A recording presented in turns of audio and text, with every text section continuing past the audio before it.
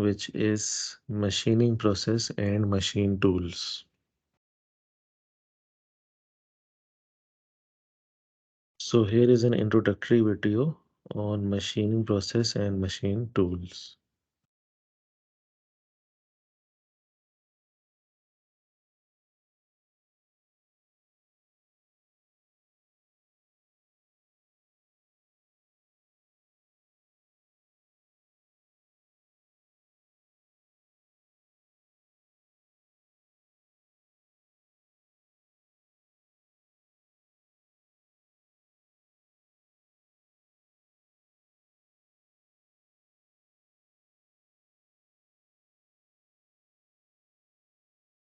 This is turning operation,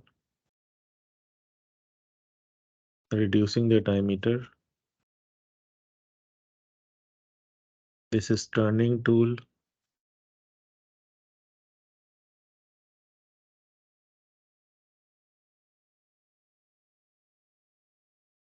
This is how in actual the tool looks like, and chips are generated.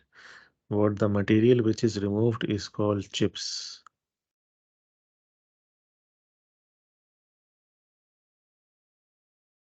The workpiece is moving and the tool is stationary. So we are going to talk about introduction to machining process, and in introduction to machining process we are going to talk about material removal process, advantages and disadvantages of machining, and the cutting tool technology. So when we talk about machining, we say that it is a material removal process which is a part of shaping operation. Sharp cutting tools are used. So you can see here as an example, a tool with sharp cutting edges is used. Here is the workpiece that I want to machine. This is the tool. The workpiece or the tool is moving in this primary motion direction, and this is the feed direction of the workpiece. The tool is moving in primary motion direction, and we have got a machined surface which has been freshly cut, or freshly the material has been removed. So this tool has got cutting edge, and with the help of this cutting edge we can remove material. So when we do cutting process, heat is also produced. So this excess heat should be removed from the final geometry, and only the desired geometry should be produced. In machining, relative motion is required between the tool and the workpiece. So for example, the tool is moving in this direction, the workpiece is moving in this direction. So this is called relative motion of two entities. The primary motion is called the cutting speed, and the secondary motion is called the feed. So when we talk about material removal processes, we have got turning operation, drilling operation, milling operation, and grinding operation. Each of them we are going to study in our course separately. Here is an example of another type of cutting tool and the workpiece. The workpiece is clamped on a chuck. This is called chuck assembly. And then we tighten our workpiece. This blue color is called workpiece. We tighten our workpiece in between the chuck, or in between the jaws of the chuck. And then the tool is used to remove the material internally. So the tool can be removing the material internally as well as externally from the workpiece. So, what are the advantages and disadvantages of machining process? In machining process, a lot of variety of materials can be machined. A variety of parts and shape and geometric features can be machined. They are able to generate regular geometries. It is able to produce dimensionally accurate product. Good surface finish is obtained. However, machining produces waste material, time consuming, and more energy is required. So I'm going to open our process sheet for BTD, and I'm going to fill on the process sheet.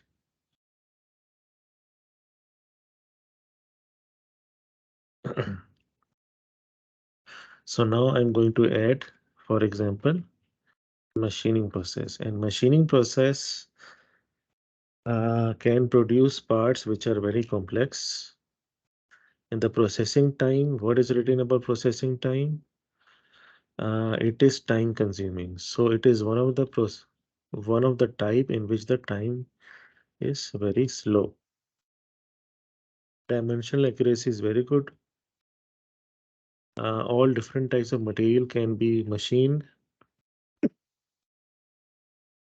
not that of any material limitations. Mass production is medium.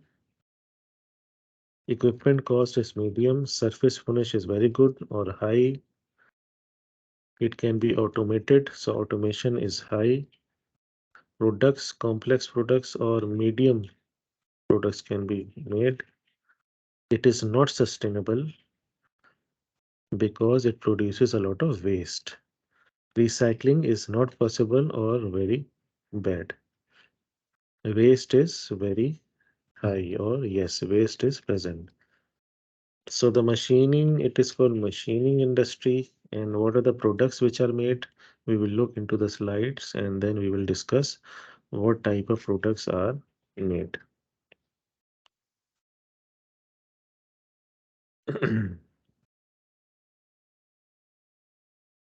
So it is time consuming and creates smooth surface finish. Accurate dimensional accuracy. So these are the four types of machining process. Number one, turning. Number two, drilling. Number three, peripheral milling. And number four, face milling. In turning operation, you got the tool, and the tool basically reduces the diameter or reduces the length. The tool either reduces the diameter or it reduces the length of a round or circular workpiece. In drilling operation, as you know, we can create or drill holes in a workpiece. In peripheral milling, what happens is that we can reduce the size of the of my sheet or of my plate by putting a milling cutter on the face of the workpiece.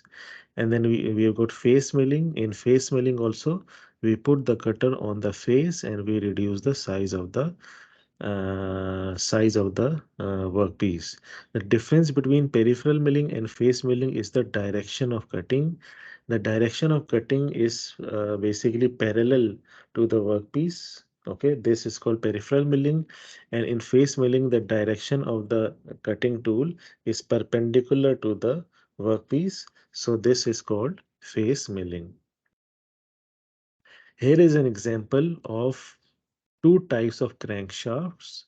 One is basically a forged crankshaft. This crankshaft has been produced by forging machine, and the shiny part, which is the second part, this has been produced by machining operations.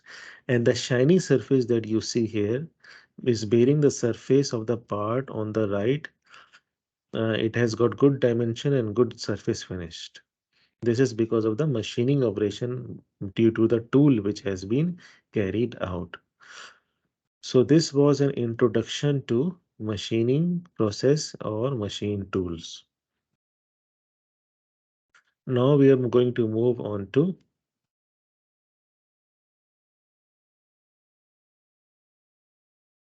cutting tool technology.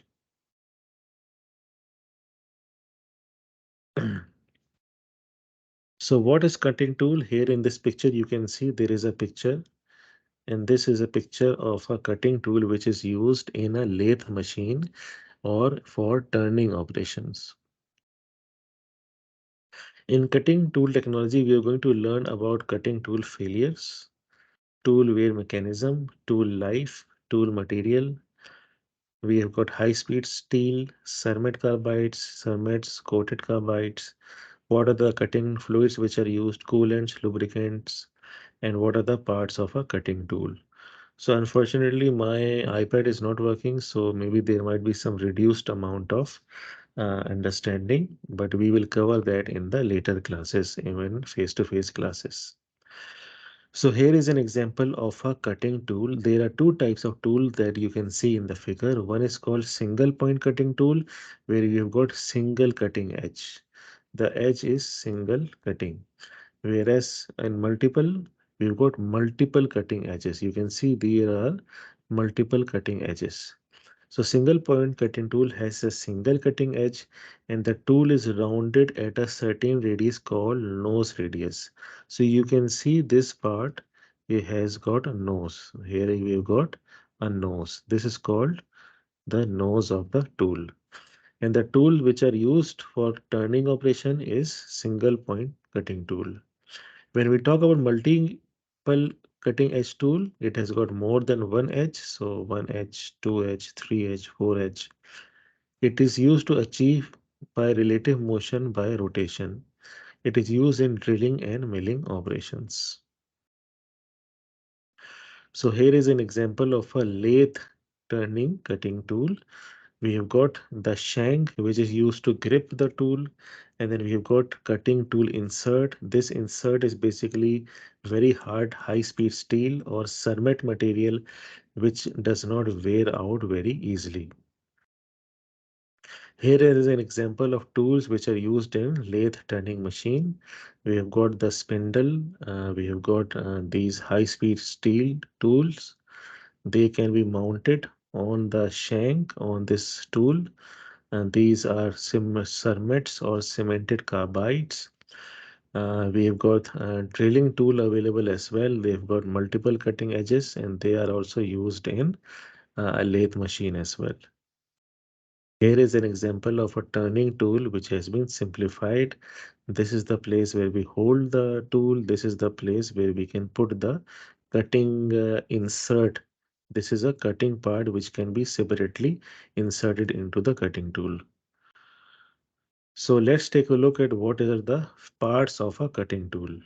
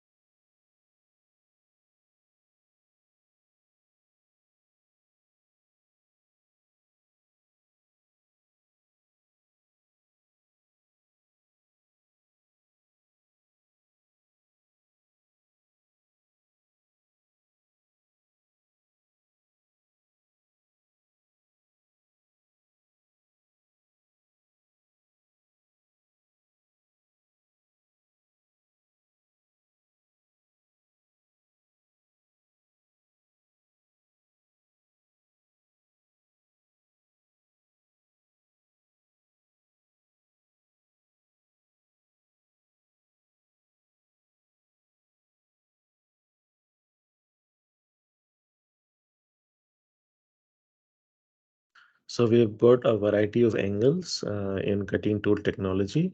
So this is something which is very essential for removal of material or chips removal. So when the material is removed from the turning process, then what is coming out is called chip. This is called chip, CHIP, chip.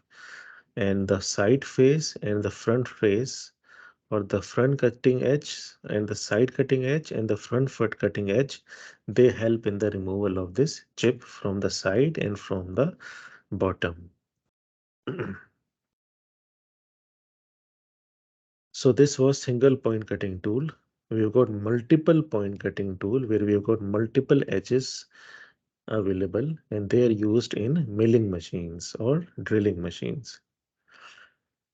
So whenever you are removing or when two materials touch each other, then when they rub against each other, then the material is removed due to the rubbing action. So this causes cutting tool to fail. So what are some of the reasons why cutting tool can fail? Cutting tool fail because of too high or tool fractures. Okay, when the cutting force is very high, then the tool will fracture. So it depends on number one, cutting force. Then if the temperature is not cooled down, so basically during the cutting operation, when we are doing the cutting operation, then we need to put some amount of coolant, okay, during the cutting operation. So that some amount of coolant is very important to reduce the temperature. Why temperature increases? Temperature increases because when two materials or two metals rub against each other, then the temperature increases because of the removal of material and friction. Similarly, if you see your car tire rubs against the road. So when it rubs up against the road, the tire has to overcome the friction coefficient. So due to the rubbing of tire on the road and due to friction coefficient, the material gets degraded and heat is produced. The formation of heat basically assists in the material removal.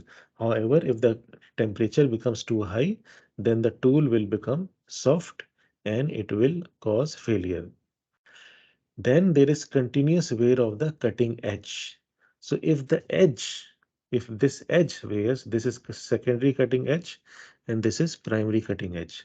So if the primary cutting edge and the secondary cutting edge, they are damaged, then this is also what happens in the cutting tool failure. It can lead to failure of the cutting tool.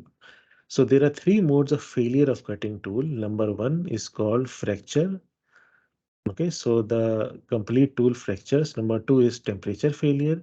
And number three is gradual wear, where the tool slowly wears out and completes its life. So the tool in gradual wear basically completes its life. So we require or we desire that the tool wears slowly, not very fast. So fracture failure and temperature failure are undesirable, whereas gradual wear is desirable. So here is an example of a cutting tool. The place from where we hold the cutting tool into the lathe machine stock is basically shank. So this shank is basically can be holded in the lathe machine. Then you've got the side cutting edge, you've got the end cutting edge. This is the face, and then we have got these two, they are called flank. These two are flank, and the bottom line is called heel. And there is a corner radius on this side, and this corner is called nose.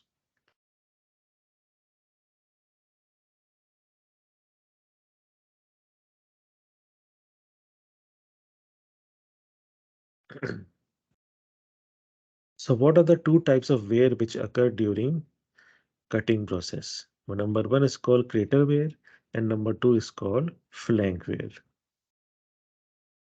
So the crater wear occurs on the top face, on the top face near the cutting edges. And the flank wear, it occurs on the sides of the cutting tool. So if I look at this picture, the flank wear occurs at the side. So if I can draw, the flank wear occurs at the sides and crater wear occur on the face of the cutting tool. So this is very important. So you can see this is the nose radius. This is the nose radius. This corner edge is the nose radius, which connects the end cutting edge with the side cutting edge. So this is the side cutting edge which meets the nose, and from the nose the end cutting edge is also formed. So as we said, it can cause crater wear can occur at the rake face. So this is basically the rake face. This is the rake face, and on this crater wear can occur like this. Flank wear occur on the side walls. So on the side walls, flank wear occur.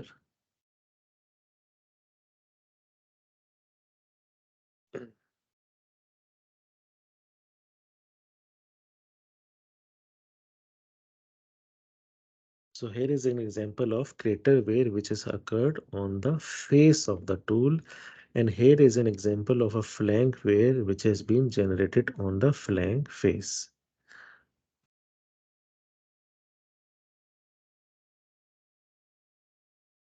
So it occurs on the flank face and crater occurs on the rake face. Crater occurs due to sliding of the chips against the surface. So when the chips are produced, then the crater wear occurs.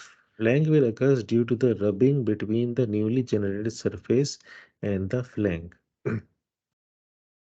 So if I open the video and if you want to observe, so in this you can see that crater wear occur due to the sliding of chip against the surface. So this is the chip, and this chip is contacting the face of the tool. This part is face. If I go here, this part is called face. So crater occur on this face where the chip is formed and removed. So you can see there is some type of fillet given. This fillet basically enhances the movement of chip away from the tool, and the chip is removed. So in the video, have a look. As the tool moves, okay, the chip contacts the face and it is removed. Whereas if we talk about the flank is this part. So this is due to the contact between the tool and the material. So the flank wear is due to the contact between the tool and the material. So it is caused by the flank wear occurs on these side walls.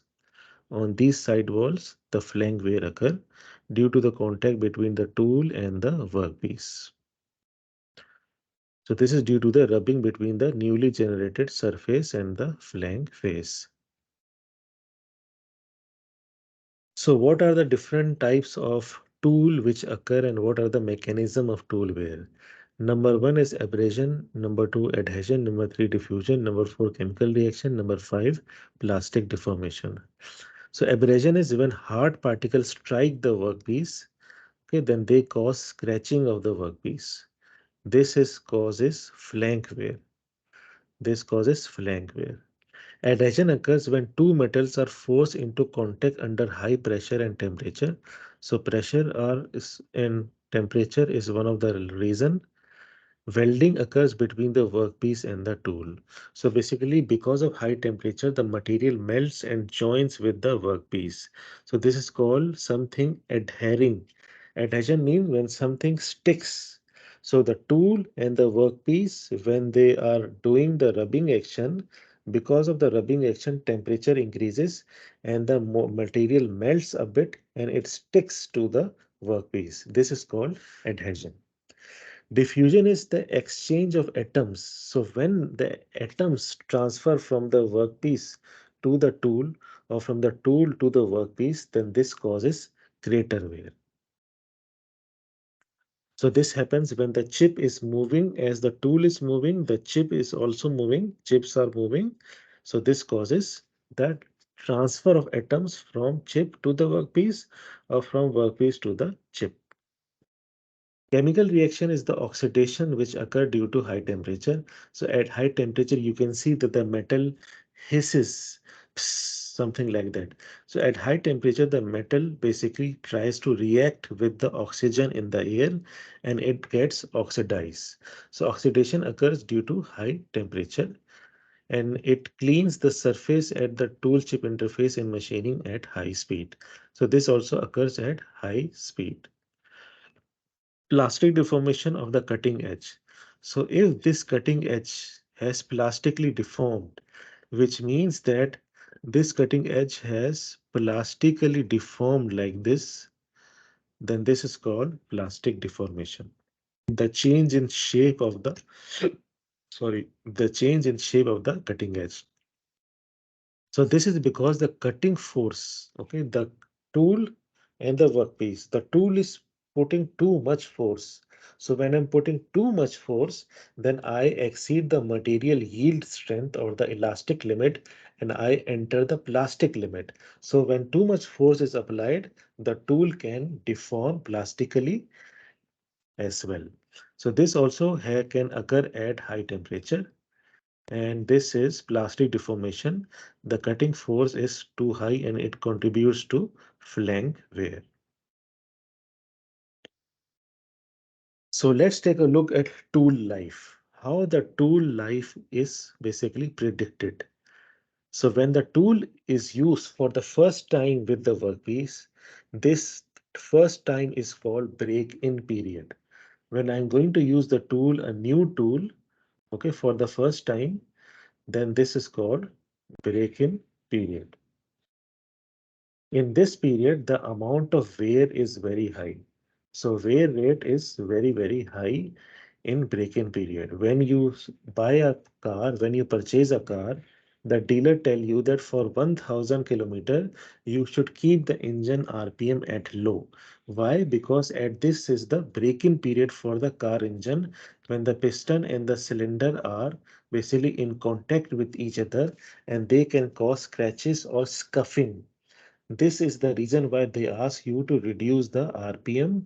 RPM should be reduced initially.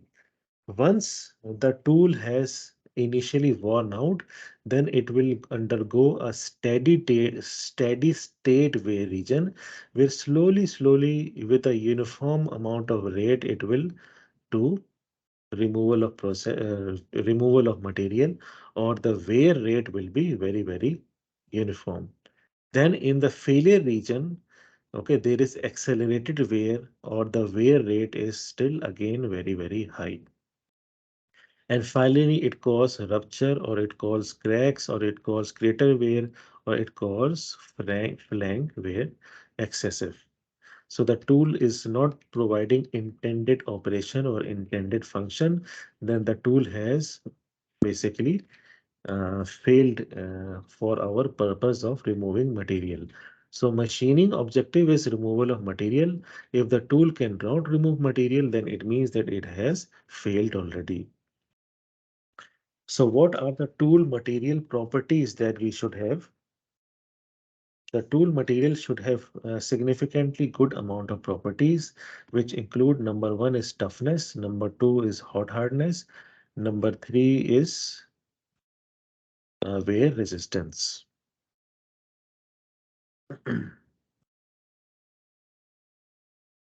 So toughness is basically the ability of a material to absorb energy without falling.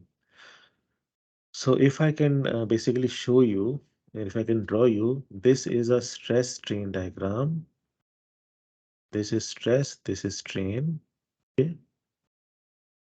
Toughness is the ability of the material to absorb energy without failing. So this is the steel or carbon steel stress strain diagram, and this is aluminum stress strain diagram. The amount of energy E is basically integration of this curve from here to here or from here to here. And the integration of this curve gives us area under the curve. So the area under the curve is called energy. So this is aluminum, this is steel. Let's create an area under curve. So for steel, the area under curve is only this portion. For aluminum, the area under the curve is huge. So which material has good toughness? Obviously, aluminum has higher toughness. It has greater toughness than steel. It can absorb more amount of energy. So toughness means that how much energy my tool can absorb is called material property toughness. But note that we need a combination of strength and ductility, which means that my aluminum strength is not according to my requirement.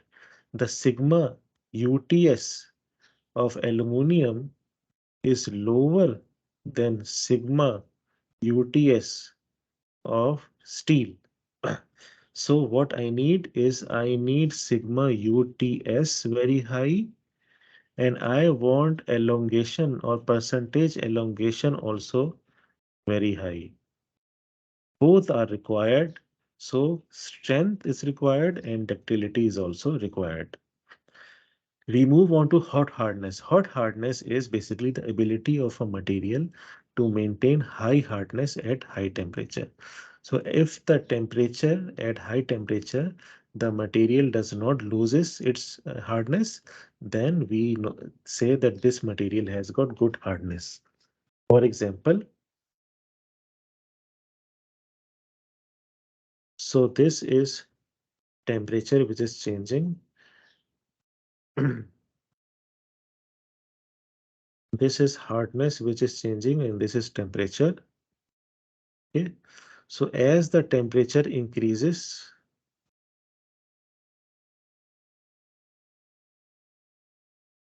then a material which has good hot hardness, that hot hardness will not change a lot with respect to temperature.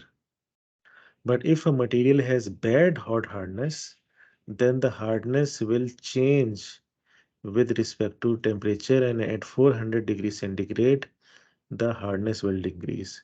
So this material has bad or not or has low hot hardness, and this material has got good hot hardness. It maintains its hardness as with respect to delta T or change in temperature. Then wear resistance. Wear resistance is the most important property to resist abrasion. All cutting tool must be very hard. So the hardness of the cutting tool should be very good, and they should have the ability to resist the removal of material. When one surface and the second surface come in contact with each other, then there is a chance that due to the rubbing action, a lot of wear or removal of material will occur. So our objective is that the tool should not wear out. The tool should have good wear resistance, and the material will be easily removed by the tool. So this is wear resistance property of a tool. The most important tool material are high speed steel and cemented carbides, cermets or coated carbides. So let's take a look at high-speed steel. High-speed steel can be of two types. Number one is tungsten type high-speed steel and molybdenum type high-speed steel. High-speed steel means that it has got high content of alloy. So the amount of alloy in the high-speed steel, let's say we've got 4% manganese, we have got tungsten as 3%. Okay, then we've got carbon as 2%. So this there is a lot of alloys which has been added. It means that this is called high speed steel. It is capable of maintaining hardness at high temperature. This is the main feature of high speed steel. It is used for high cutting speeds also. So this is another advantages. Application involving complicated tool geometry, drilling and milling cutters are made from high speed steels. Next, we are going to move on to cemented carbide cermets or coated carbides. Cermets are ceramics plus metallic material. So when you combine ceramic material and metallic material, we got cermet. So CERMET comes from the name CER from ceramic and MET from metal. So when we combine them, then they become CERMET. CERMET can be based on tungsten carbide using powder methodology with cobalt. So here in this case, the ceramic is tungsten carbide. This is ceramic and cobalt is the metal or metallic material. There are two types of cermet cemented carbide. Number one is non-steel cutting grade WCCO and number two is steel cutting grade WCTIC TACCO. What is WC? WC is tungsten carbide. What is TIC? TIC is titanium carbide. What is TAC? TAC is tantalum carbide and CO is cobalt. So cobalt matrix holds these types of material. So what happens is that if I draw a microstructure of a cermet or cemented carbide, then this is let's say this is cobalt. Okay, then this are small particles.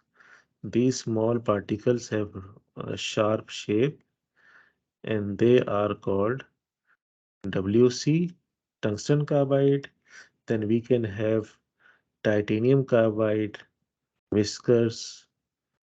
So this can be TIC, and then we can have small nanoparticles or smaller particles of TAC, which is tantalum carbide. So when we mix all of these together, then we get cemented carbide tools. Cobalt is used to cement or hold these carbides or ceramics together. So this is ceramic, this tungsten carbide is ceramic, and TAC, all the C's are ceramics.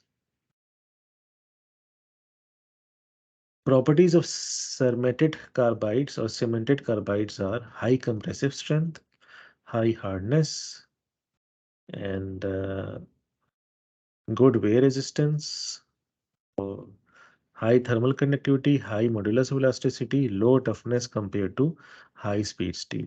So there is one disadvantage, and this disadvantage is low toughness. Hardness is more higher than HSS or high speed steel. High compressive strength but low to moderate tensile strength. Here are example of cermet carbide tools which are basically mounted on the turning machine. Now we move on to the second last part.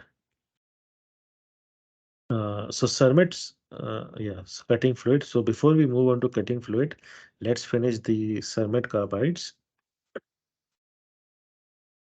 So cermets are a combination of titanium carbide, titanium nitride, titanium carbon nitride with nickel molybdenum as binder. They are used in high-speed finishing and semi-finishing of steel. So they are used with steel, stainless steel, and cast iron.